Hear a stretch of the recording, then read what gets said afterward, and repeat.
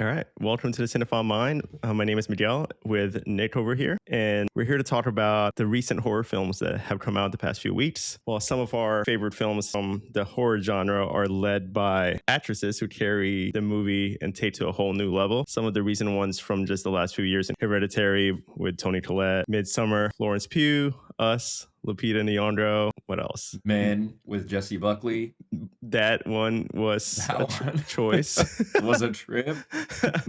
Bring Her Back with Sally Hawkins. Talk to me. Talk to There have me. been some really great, just horror films in general, Yeah, over the no, past few really. years. And to some extent, Nope with Keke Palmer, because Mhm. she essentially carried the second half of the movie. For sure. And that's And I not love that even, movie. I would love to jump more into that one I too, know, but and really all of the Jordan Peele. yeah. And that's not even saying like the classics from the 20th century, like Carrie, The Exorcist, Rosemary's Baby, Halloween, Alien. We can argue that women have carried the horror genre for a decade, yet they're often overlooked. Doesn't matter how incredible your performance could be, one thing is for sure: the Academy will ignore you. And that is until earlier this month, really, when Amy Madigan won an Oscar for her turn as the iconic Aunt Gladys in Weapons. So yeah, it was a well-deserved win, one that I'm hoping changes the bias that the Academy has against horror films, and in turn entice more A-list talent to do more horror films. I also think because horror films stick out, especially because of the performances you get from them, but I also think there's so much runway for them visually and in the writing and themes that I would love to see more recognition across some of those films in those areas too. Today, we will talk about 4 recent horror films led by women that are, for the most part, very different in tone from each other, with the exception of the 2 that are pretty much alike. Forbidden Fruits, which is a very campy horror comedy that is, I think, destined to become a cult classic. Ready or Not 2, Here I Come, They Will Kill You, and Undertone, which is only film on the list that is more of a classic horror story. Okay, we'll start with Forbidden Fruits, which Nick is a huge fan of. So take it away, Nick. Forbidden Fruits, I was really excited for. I think I'd seen the trailer once, but I knew, some of the elements of it, the campiness of these girls working in a mall, and they're kind of involved in this witchcraft coven sort of group. And then there's this outsider that kind of comes in, and they play off of a lot of themes that we see with, like typical high school comedy. Mean Girls, Mean Clueless. Girls, and when we went to the screener, there was someone introing the film, and they were kind of talking about other movies like The Craft and other witchy movies of like the 90s, 2000s. And just hearing some of those influences, and then again after seeing the trailer, I was really excited. And then right away, it's really captivating, and there's some like funny moments, and you feel like, you want to know the mystique of this coven and this little group of girls, and why is this operation happening in this mall, and what's really going on underneath all of it. And I feel like I don't think about movies this much where it's like trying to break it in parts. I do try to take it all as one larger thing, but this movie to me had a very stark decline at its midpoint. Some of the jokes just didn't land as much in the second half, whereas I thought the first half of the movie was really quite funny. It also had some really great like musical choices, but again, I think like in the second half it just kind of felt like it couldn't be revived from some of like the earlier like punchier stuff that I was feeling. And then I think the plot just became less dark comedy and more just dark towards the end. And I didn't think it stuck that landing of that sort of tonal shift. I'm sure you have some other thoughts. I mean, if you're going to this movie expecting like a typical horror film, you're probably going to be let down as well, because nothing really, yes, there's some creepiness that happens like throughout the film, but nothing really happens until probably the last 20 minutes of the movie. For me, I enjoyed every single second of it. It's the kind of movie that was made specifically for audiences who who love this type of horror film where the tension is just very subdued and builds very slowly, but just enough chaos to turn into a potential cult obsession, which I really think it will become. It feels like the kind of movie you discover late at night when you're just on the couch and looking for something to watch. Then like 2 hours later, you're like, what the hell did I just witness? But also entertained by what you just watched. The tone, the style, the attitude, it just all feels built for multiple viewings, ultimately fan obsession, by certain groups of people, which is usually the first sign of a cult classic. Cult classic really isn't just like a movie that people like. As you know, it's usually a movie that builds a loyal audience over time and one that gets coded, rewatched, and rediscovered by new audiences over the years. They usually take risk.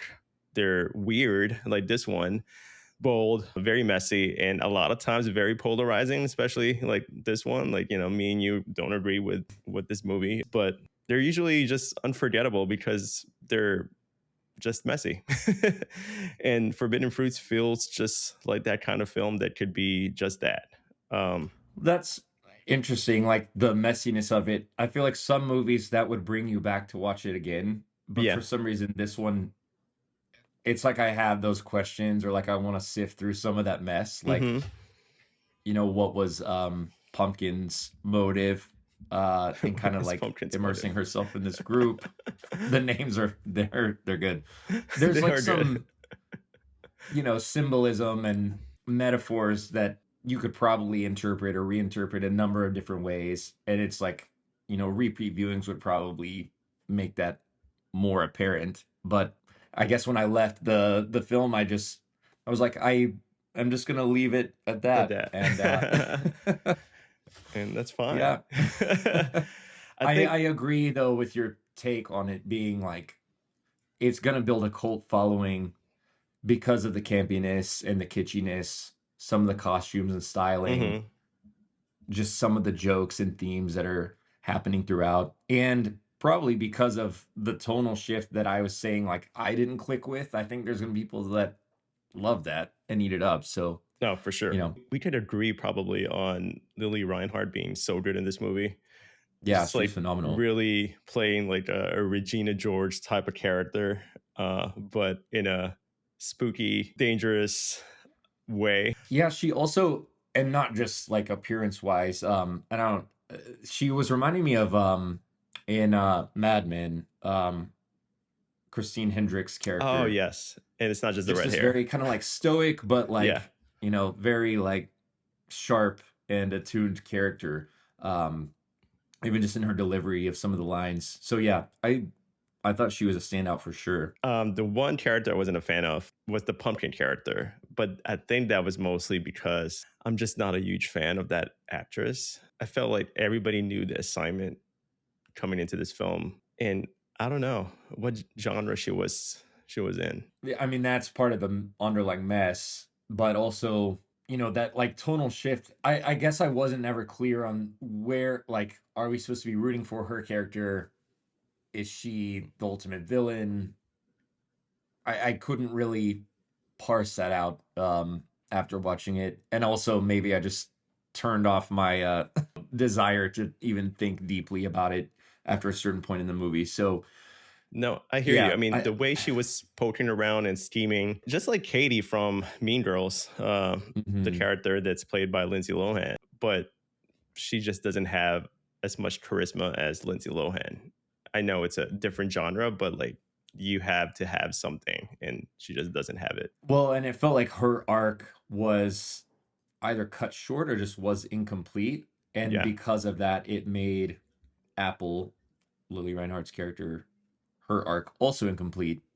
yeah, Obviously, her storyline felt more consistent throughout, I would say, but that's why you need these supporting roles and the writing to be dialed in. And, I think again, it just felt flat for me, especially towards the middle of the film yeah. through the end. Ready or Not to, it literally picks up right after the events of the first film. And when I say immediately, I mean like a few seconds after the events of the first film left off. Grace, once again played by Samara Weaving, made it out alive, as we all know. But the girl hasn't even had a chance to like breathe, let alone take a shower or put on some fresh clothes. None of that before getting caught up into part two of this game. Then we meet her sister who gets pulled into the chaos. I thought what makes the sequel different is that Grace isn't the same terrified bride hiding in corners anymore. I mean, yes, she got progressively tougher as, as the first movie went on, but she's been through this once. She knows how these games work. She knows what kind of monster she's dealing with. And instead of just reacting, you can feel her starting to move with purpose, thinking ahead, fighting smarter, and refusing to let history repeat itself. So I thought Samara Weaving really did an incredible job here, getting back into that mindset, even if this sequel was shot 6-7 years later. She really made this feel like it was all shot back to back. And as I mentioned earlier, she was much more of a badass here, but you feel and understand the progression of the character to that stage. It didn't just come out of nowhere. So yeah, she was great. So yeah, I was very surprised by this movie. And it was one of those cases where the sequel might actually be better than the first film, in my opinion. And it was also great to see Sarah Michelle Gellar back in her genre, which is horror comedy action. You got to see it.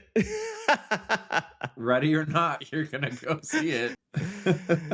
All right, let's talk about a very similar movie. Another movie that came out of South by Southwest, and both were released in theaters a week apart, which is They Will Kill You, which might be the most honest movie title of the year. It literally tells you exactly what kind of situation you're walking into. So it's about this girl named Asia, played by Zazie Beetz, who's just trying to get her life back on track when she takes what seems like a simple job as a housekeeper inside this massive but super creepy luxury high-rise in New York City. But almost immediately, as soon as she entered there, something's up. She knows it, we know it, and the people she interacts with, including characters played by incredible actors like Patricia Arquette, Heather Graham, Tom Felton, all are just acting so weird. So then everything truly escalated quickly, and the next 90 minutes were just nonstop action times 10. This was really just so much fun to watch. The crowd at South by Southwest that I saw it with was laughing so hard, reacting to every gag and gory fight scene happening on screen. But at the same time, like, they literally react to everything if you think about it. The festival crowds. But it's very similar to Ready or Not, but mixed it with Kill Bill. And that's what you get, a classic revenge and survival movie that's just full of chaos. Yeah, it's loud, intense, and meant to be seen on the big screen. So go see it, Nick. I'll go. All right, Undertone, which is the one traditional horror film of the bunch, and one that also scared the shit out of me. Undertone centers around Evie and her podcast host, Justin, who lives abroad. He lives in London, and Evie is caring for her ill and dying mother, living at home with her. And they both host a sort of horror haunt podcast called Undertone. And pretty quickly, the podcast that they're recording turns into really the entire storyline of this film, which is that they receive a mysterious email from sort of a disguised email address containing 10 audio files. And so they decide to make an episode about it in sequence, listening to the audio files together and trying to decipher, is it a hoax? Is it real? As well as like, what is the meaning of just the larger reason why they were sent those files, as well as the meanings contained within each sound bite or sound recording. So that kind of is playing in the backdrop of Evie dealing with her own family circumstances, and then her learning that she's also an expectant mother. I think it definitely takes a lot of usual horror film tropes and throws them all in the blender. I think it does some things really, really well, like sound. It's just immersive. It obviously kind of has to be just based on the nature of what the plot revolves around. There's some really cool shots too, like when they're panning through sort of like this living room space into the stairwell behind, and then it'll kind of like mirror back. Some of the shots I wasn't even entirely sure how they would have pulled off, but for a smaller budget horror film that's using some of those tricks and trying to get you like looking in the background in these dark rooms and stairwells. You know, it pulled off a lot of that really well. Again, some of the sound, it was like really immersive, um, and just really well done.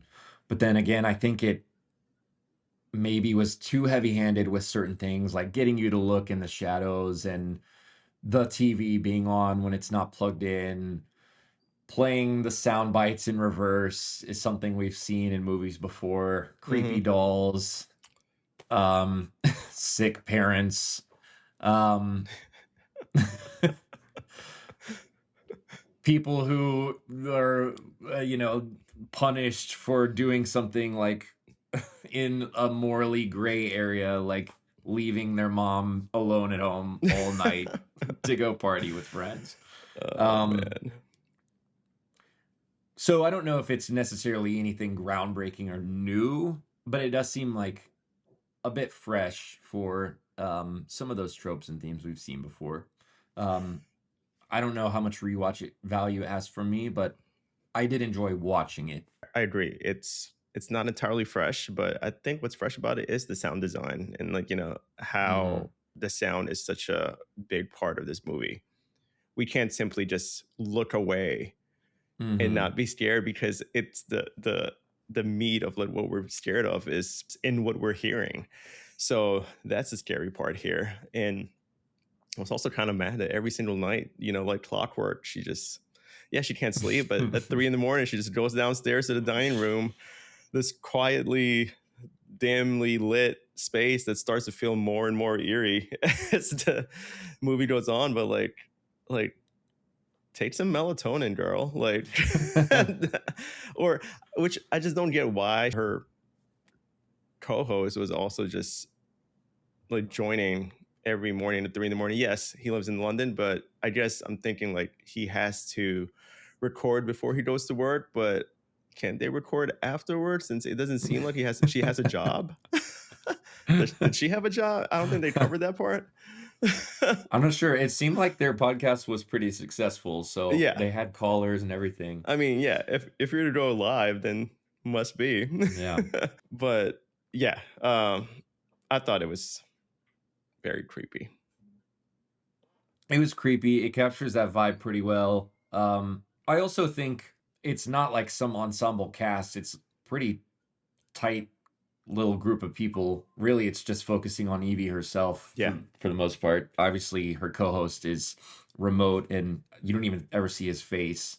So I think for someone to almost singularly carry a performance is also worth noting.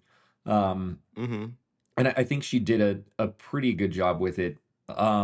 Again, I think some of the tropes and some of the approach to how it was building on that story could have been a little bit more inventive, but I think it did a pretty solid job with, you know, taking some of your classic horror No, for sure. tropes and themes and giving us something somewhat fresh. Yes. I will go back to Forbidden Fruits for a sec because I will say, even though I was kind of dragging it for a little bit, it was fresh and it was building kind of a new little world and universe. And how Um, everything happens inside that mall. I was just thinking yeah, about it like, wait, were there scenes when they went home or no? I think the farthest they shot the film was the parking lot, the the garage. parking lot, and even that had its own like little elements and felt real and felt like a not lived in space, but like a an actual functioning mall. None of it felt like, oh, this is just like a movie set or something. Mm-hmm. Um, and they did bring out some of the elements in like the outside world with the storm and stuff happening, and obviously they were making phone calls to people like I think Pumpkin was calling her mom, and I think some of those things are what I wanted to see more of built on. But again, it took things that we've seen before, but it did make something I felt like much more new and creative with those puzzle pieces. Yeah. Undertone, not so much. There's actually a few more horror films coming out, and one of them being what I think is going to be the best horror film of the year, Obsession. Can't wait to rewatch it and talk about it with you guys. I'm really excited for that one. After hearing you talk about it, and luckily I feel like I didn't get too many spoilers, so or really any. I guess the title itself could kind of lead Yeah, you down a certain path, I but know. I don't want to ruin it for you, and yeah. like I don't even want you to watch the trailer. And I don't know if there's a trailer. There probably is a trailer out there, but like I went in blind, not even knowing what this obsession thing is about. Like who's Mm. obsessed with what. Like, but yeah, it's great. I think one of the horror films that I'm looking forward to is Backrooms, um, which will be coming Hmm. out soon. Again, I think that's a similar situation where I don't really want to, I don't even know what you could spoil for yourself. I know it's based on these sort of like 4chan threads or something that later spiraled into these other stories. I think the person who, I'm not sure if he both wrote and is directing it, but um, he was one of the like progenitors of that idea Mm, of the back room. So I'm excited that someone who is kind of involved in it from day one is actually bringing it to the big screen. And it has an interesting cast. So I think that's another horror film where it has tons of potential and yeah. hopefully they use that potential. But I guess we'll have to wait and see. Well, thank you, Cinephile Mind fans, for joining us on this conversation of these really wonderfully led horror films. As always, like and subscribe. Go to our website, thecinephilemine.com. Check us out across all viewing platforms. Catch you next time.